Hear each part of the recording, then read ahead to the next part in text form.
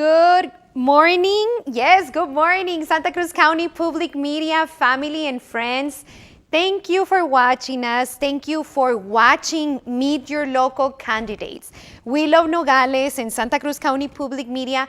We are on a mission to make sure we are knowledgeable for all our representatives, all of our leaders in our community that are running for us to get to know them in person, to hear about them so we can make a good decision when it's time to vote. We want to continue to invite Santa Cruz County to register to vote. We want to make sure that this time we make a difference and all Santa Cruz County voters go out and vote for November or early voting in October. So with that being said, you all know we continue to have our segments of Meet Your Local Candidates, and thank you for watching us. We've been seeing a lot of audience, a lot of questions and comments, so thank you so much for watching us. We're live in Facebook, and we're live in YouTube as well, and then our platform transferred to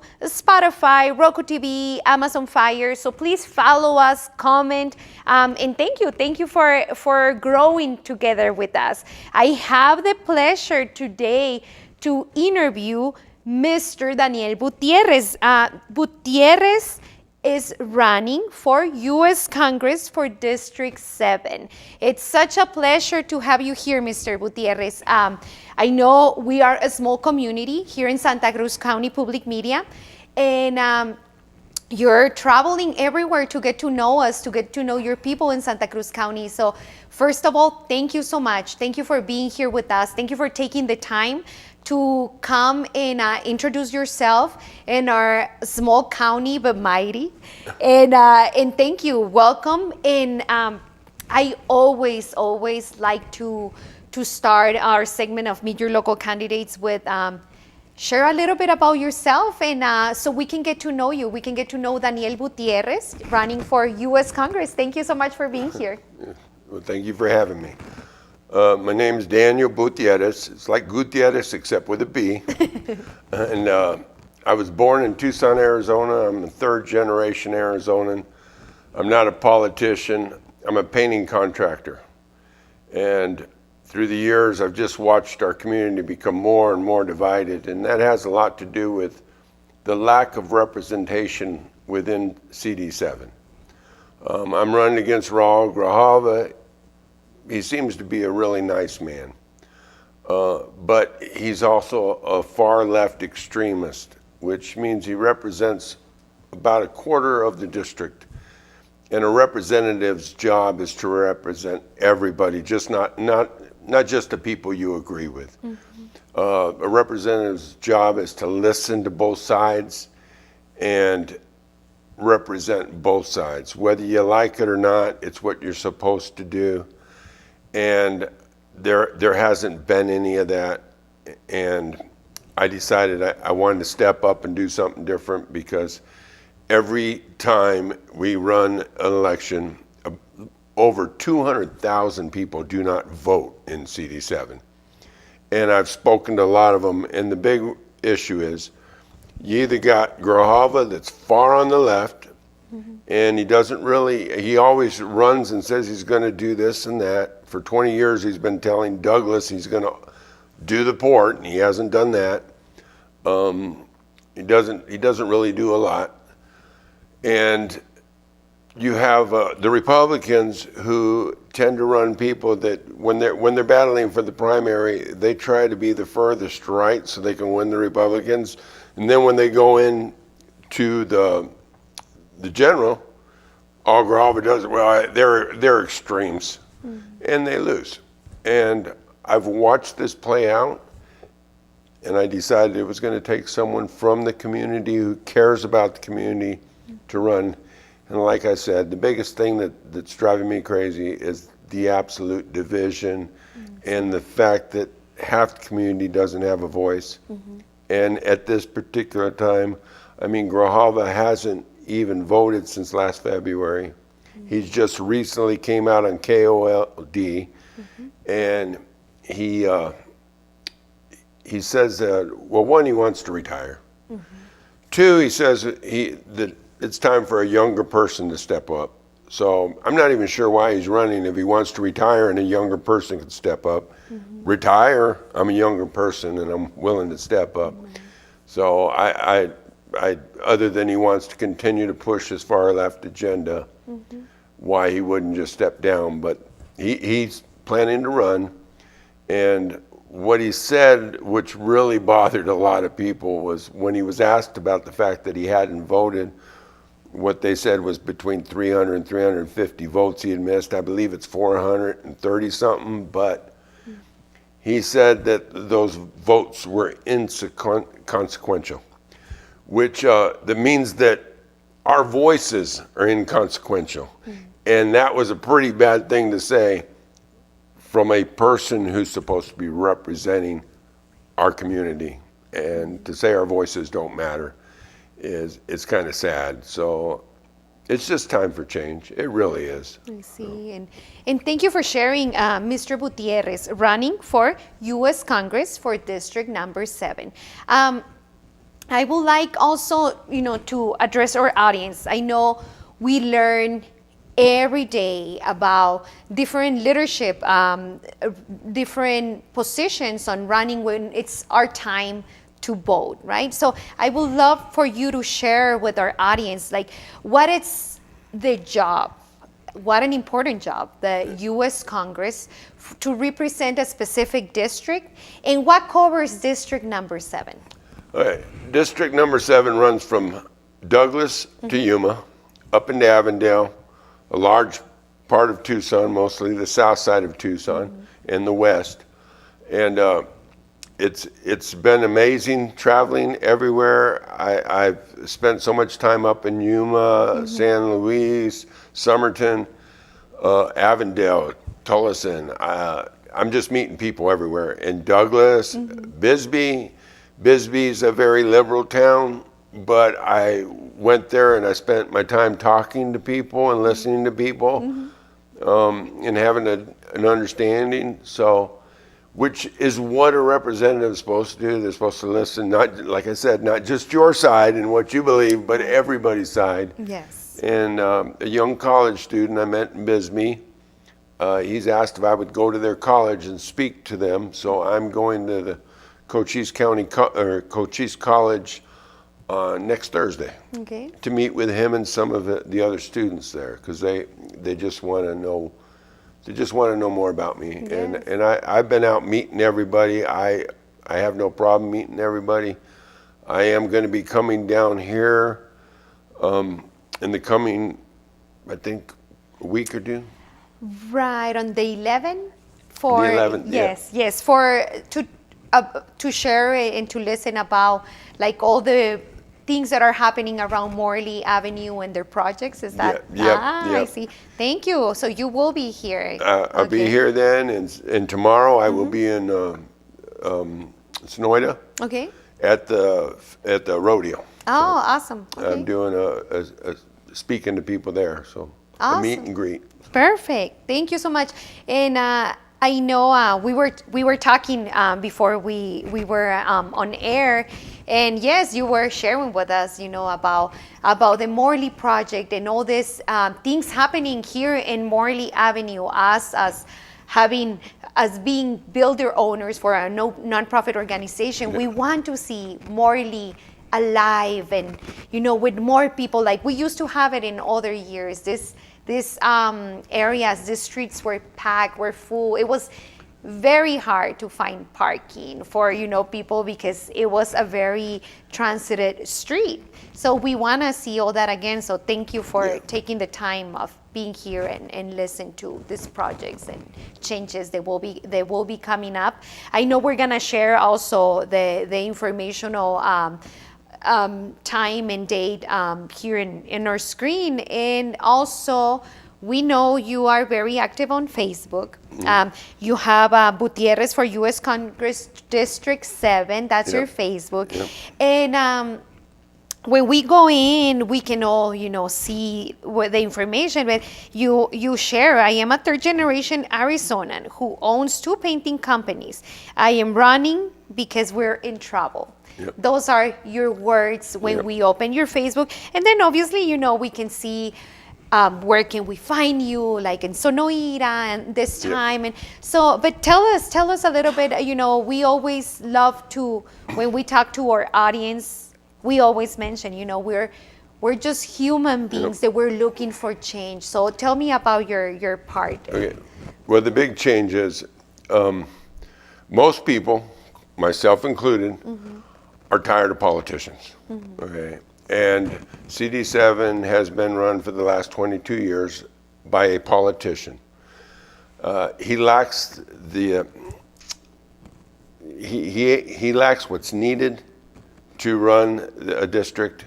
We shouldn't be electing people that are just politicians.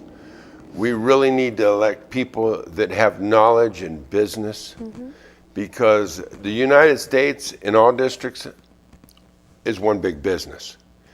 And he lacks the skills to do this. He's never had a business. He's always been a politician. He knows how to spend our money. He doesn't know how to earn money.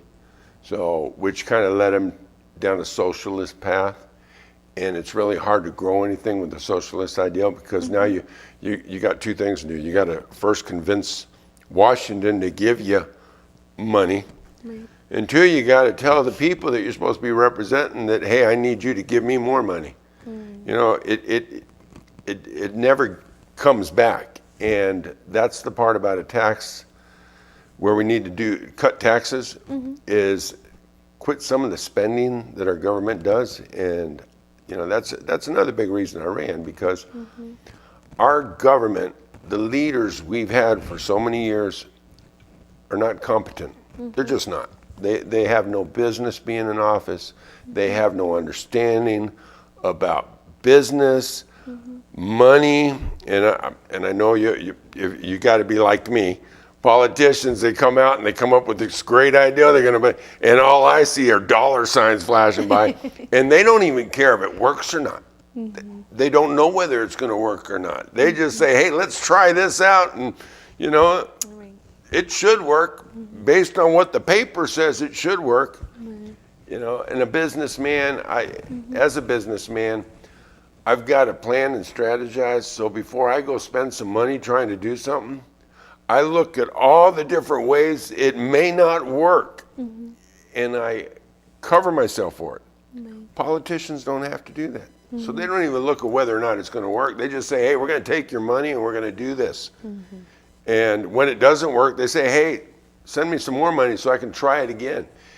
And for 22 years, we have been doing the same thing over and over and over.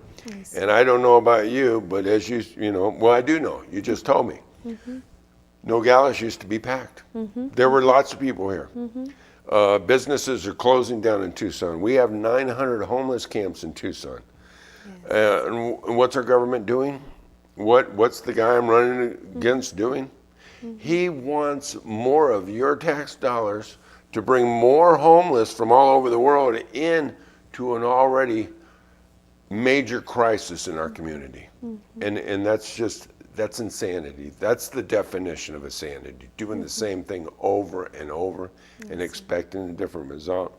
Let's not continue to elect the same politician that's clearly not doing better for our community, but destroying our communities. I see, and thank you for sharing your information, your views, and also I want to ask you, as running for U.S. Congress for District Number 7, Mr. Daniel Butierez, how do you see, because you do have around your district a couple of borders, this one being one, and we're so close to one here in our studio in Morley Avenue. And so if you would like to share some of your views or some of your visions for our borders around the U.S., but maybe also, if we can concentrate on our borders here around. That would be a good one to bring up, and I'll tell you, we need to fix our immigration.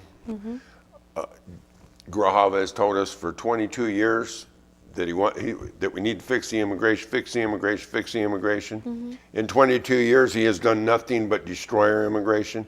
He's made it worse. He's made it a problem.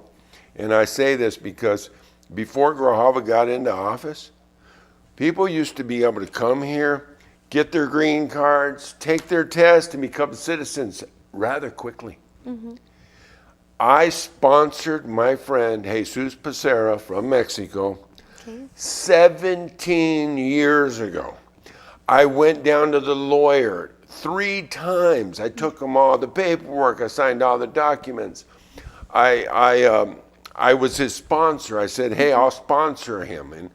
And to this day, he's still not a citizen. And now I haven't heard from him for probably because he borrowed some money from me and he thinks, so he doesn't contact me, which is ridiculous. That friends shouldn't stop being friends because you can't pay me back. But in any case, other than that's a problem. He hasn't fixed it. He's broke it. He's the reason it's broken. And I believe people, as I said, I sponsored someone. My great grandfather came from Mexico in the 1800s. Immigration has always been part of our heritage and our people. But it needs to be legal, and we need to know who's here. I see. It's that simple. Thank you. And with that being said, I saw pictures with you and Mr. Ciscomani, congressman here in Arizona. And he is Latino. He speaks Spanish. Y le mandamos un saludo al señor Ciscomani con mucho cariño. Él es de Hermosillo, Sonora. So he's from Hermosillo. And I saw a picture that you guys are together talking and campaigning. So tell me about then your views about immigration, because I think that will be great for our audience also to hear, there's also your thoughts and your views about immigration.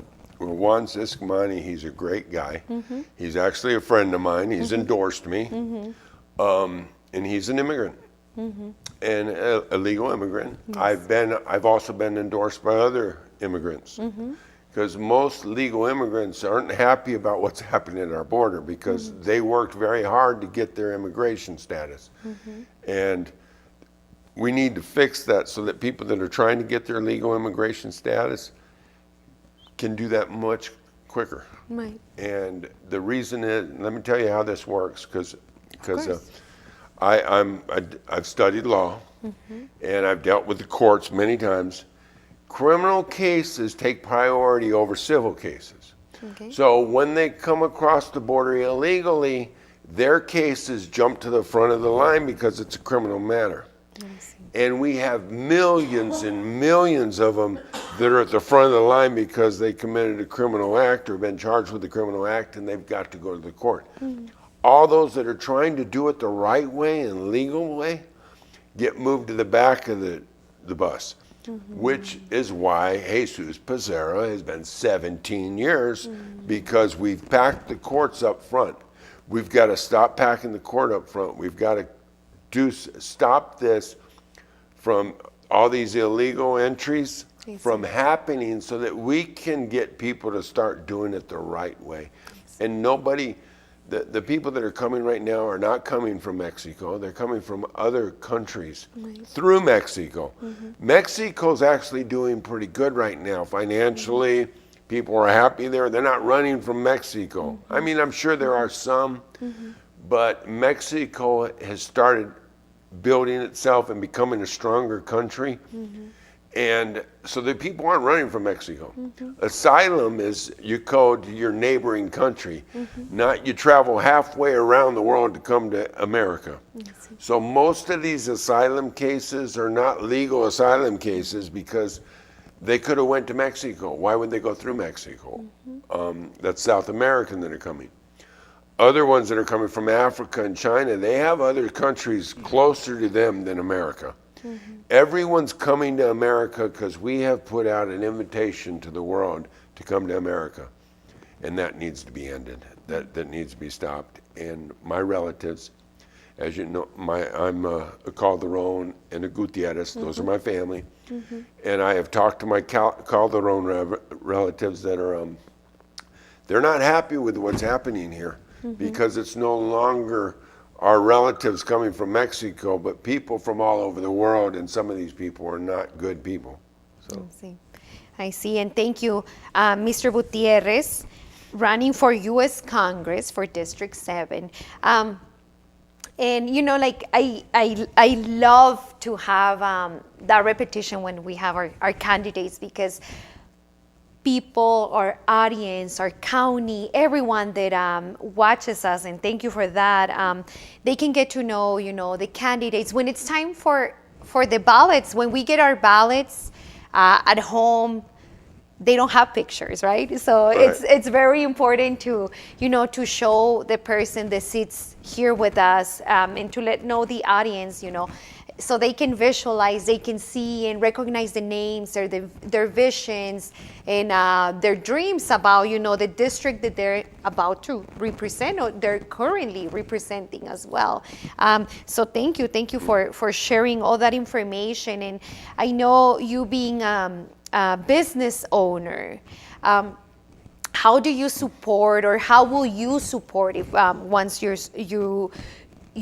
if you get elected for the position for U.S. Congress for District Number 7, all this, you know, new generations of entrepreneurs, that they continue to develop amazing thing, or that we continue, you know, to grow a nonprofit organization, or they continue to stay where they finish their education, and they want to stay in their small counties to develop their entrepreneur skills. How will you support those ambitions and views? That's a good question, because it is probably an important question, so I can give a good answer to that. In 2017 is when I stopped working for somebody else. In 2017 is when Trump gave the Trump tax cuts. Okay, they're being attacked really hard from the Harris team, but I'm an example of that. Okay, I took advantage of those tax cuts. It gave me the courage, because it's really hard to start a small business when you're paying out 37% taxes on the money that you're making. When you got to put that money back into business, most businesses collapse. Trump's tax plan gave me a chance, with the confidence, step in and do my business. And it gave me an opportunity to grow my business. And I wound up growing my business. Then I went and bought the other company I used to work for, so I own both. I would want to continue those tax cuts so that they can help other people start their businesses and have the courage to start their business. And I actually like being an example and a role model to people, because I'm one of Arizona's wrongfully convicted. I've been homeless. I've been hooked on drugs. I overcame all those obstacles. Wow. Congratulations. To become a business owner and now run for Congress. And as a matter, it was kind of funny. An article came out where Grijalva suggested that he was more intelligent than I am, and I can't even imagine saying that about someone who has clearly walked the road I walked, and someone to have overcome a wrongful conviction, to overcome living in the streets for 2 years, to overcome a drug addiction, to rise up and become an investor, a real estate owner, to own businesses, and to rise up to the point of running for United States Congress against a man who apparently thinks he's more intelligent than me. It's kind of crazy, but yes, thank you for. Yeah, thank you for sharing that. I think that's a great example also, you know, for people that would like to, that have been maybe on that position and they think they cannot continue forward. So it's a great example, and congratulations to you and my respects. I didn't know that part of Mr. Daniel Butierrez running for U.S. Congress for District Number 7, and I think it's such a good, you know, example and encouragement for our people to move forward, for our people to say, I know where you've been through, or I can talk about it. let's plan for Yeah. for something successful. Well, that's a big difference between Grojava and I. Grojava really has no connection with anybody in the community, where I have a connection with everybody in the community. I did 9.5 years in prison. I walked in through prisons, maximum security. I spent 3 years of maximum security. It took 30 years before the state of Arizona finally admitted that, one, I didn't commit the crime, and two, I had never even been convicted. It's a big story. I mean, that in itself is a story. And I believe that God took me down that road for this moment right now because I can connect with everyone in our communities. I'm a working man, and as a Hispanic, it's part of our heritage, as we are hard workers. Yes. My great-grandfather worked the cotton fields. My grandfather worked the cotton fields. My dad and his brothers and sisters worked the cotton fields until they went to work at the mines. I see. And it's who we are as a people. We are workers. Obstacles don't stand in front of us because we are always willing to work, and we've built this community. And it just drives me crazy when you got politicians telling us how we should spend our money who have never been physical workers or blue-collar workers or walked in the shoes of any of us. I see. While I have walked in the shoes of everybody. I see. So I have that connection with the community that Grojava doesn't. Thank you. Thank you for sharing that, because I think it will be great inspiration for entrepreneurs, to say, this is how, where I've been, and everything is possible, and, also great opportunities for our future generations. We always talk about it, how a leader inspire others to continue and do the same vision, those same things, to continue to have a better place, with us, Santa Cruz County, or a better district, So thank you so much for that. Our Santa Cruz County, it's full of amazing people, truly. We have amazing community leaders. We have also. We continue to develop, with resources, for example, we're gonna have eventually working here the mine. They have a project here, South 32, working on the mine project, and at the same time we're very protective of our natural resources, and but we would like to see also the development of our area with workers and people here, so a good transformation and good balances. So can you share with me a little bit about, for example, experiences where we're trying to collaborate at the same time, but taking care of our natural resources and taking care of our people that live around the area? Yeah. Well, the big thing we need to do is we need to bring mining back to us. Regardless, there's going to be mining. It's going to be other countries coming here and mining. But if they're going to do these electric cars, there's got to be mining. Right. You can't have the electric cars without the mining. Concern, and here's a businessman approach. The electric cars disturb me because no one's thinking about what are we going to do with the batteries. Lithium is very poisonous, and it's very destructive to our environment, and it's not something you can just dispose of. So, these are things that politicians don't look at as consequences. I'm excited about getting electric cars going. That would be great. But we need to know what we're going to do, not just throw a bunch of money at a project and then all of a sudden we got to figure out how we're going to throw money at another project to fix what they did the first time. This is why politicians, they don't have the knowledge or experience to do their jobs. Just because they're a politician doesn't make them the right people for the job. But that's one thing. The electric cars, we need to bring the mines back. We need to have oversight on our mines that we do. Not let China come over here and mine. I mean, if they want to come over here and mine, that's fine. But we need to let our people mine first. This is our home. We have people that need jobs. We need to let our people mine, and we need to make the profits. Not let China come over here, mine our mine, take up all our resources, our natural resources, and then sell them back to us. I mean, it's just crazy what our government's letting happen. Right. So, Thank you.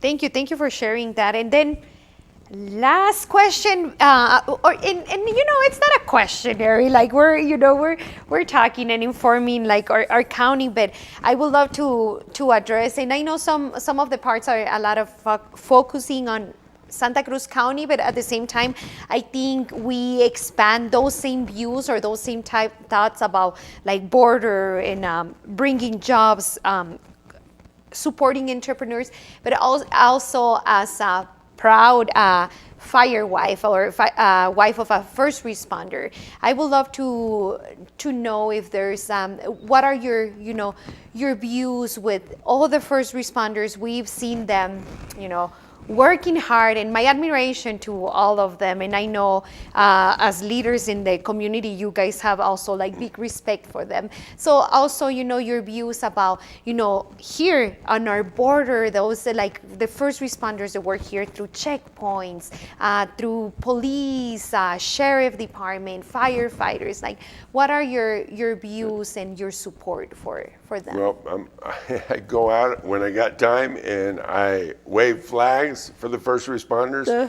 And if you go to my Facebook, you'll see I've been a longtime member of Back the Blue because I believe in our first responders big time. Right. And so, yeah, if they go to Facebook, they can follow me. They can see that I've been a big supporter of our first responders for a long, long time. Yes. As a matter of fact, when they came in to defund the police, I was standing, they had, I think 3 or 4 protesters with it, and we had hundreds of supporters, and that was downtown in Tucson. And as a matter of fact, I was on one of the television stations because they interviewed me, and I spoke for the first responders, and we ended that, defunding the police. That was insane.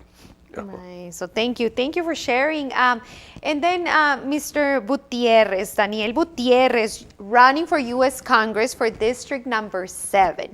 Also, please address our community and let them know, first of all, why it's so important for all of us to go out and vote. So convenient. We can vote by mail, or we can just go and vote around our areas in person. So why the importance of voting in our small communities, and why it will be important to vote for Mr. Daniel Butierez running for U.S. Congress for District Number 7. Hey, this year, and every year has been important, but this year has got to be the most important time in our lives. Trust me, I would not be running for Congress if we were not in such a bad spot, because I would much rather be fishing right now. We are in a battle between good and evil. This is no longer Democrats, Republicans. We need to all vote our values, okay? I'm a Catholic, and I know that I've been a Catholic my whole life. My family's all Catholics. I met Mr. Valenzuela last night, and turns out he's my cousin. And that was pretty neat, Dr. Valenzuela. But our communities and our people have been Catholics, and there are things happening in our community that tell you right there, if the individuals you are looking at are not following our Christian values, then don't vote for them. If they are following our Christian values, then vote for them. And every Christian needs to get up right now, because there's a story, I don't know if any of you heard about the drowning man, but the waters came in, he got on the roof, a rowboat come over, said, hey, quick, get in. He said, no, I'm praying to God, he's gonna rescue me. And the guy reluctantly took off. Then a speedboat came and said, come on, and the water was rising. And he said, no, I'm praying to God, he's going to rescue me. And then the water was up at his throat, and the helicopter came through a rope and said, grab the rope, I'll save you. And he said, no, no, no, God's going to save me. And then he was standing at the pearly gates. He looked at God and said, what happened? I prayed to you and you didn't save me. He said, what are you talking about? I sent you a rowboat. I sent you a speedboat. I sent you a helicopter. You didn't save you. And right now, I'm telling you, God has sent some really good people out here to save our country. And all you have to do is register and vote. Everybody get out and vote. We got to save our country. Thank you. Thank you for sharing all this. Thank you for your time, for being here with us, for taking the time to travel to our small studio here in Morley Avenue. Talk to us, get to know Daniel Butierez. It has been a pleasure. And please, if you're in Santa Cruz County, last day to register to vote is November 7. And then early ballots start going out on October 9. So October 7, last day to register to vote. October 9, ballots go out. We can start voting as early as October 7. And then our voting time, it's in November 5th. So check your information, check your mail, check your ballots. And Mr. Daniel Butierez running for U.S. Congress for District Number 7. It has been a pleasure. Thank you for talking to our audience. Thank you for acknowledging our audience. Your pictures have been, during the interview, your contact information in case any person wants to contact you. So thank you. Thank you so much for being here. And we hope to see you again here in our county to give us updates. You are welcome anytime. Well, we'll be coming quite a bit. Awesome. Thank you. And thank you so much. Thank you, everyone, for watching us. It has been a pleasure, and see you guys around the next couple of days. Hasta luego.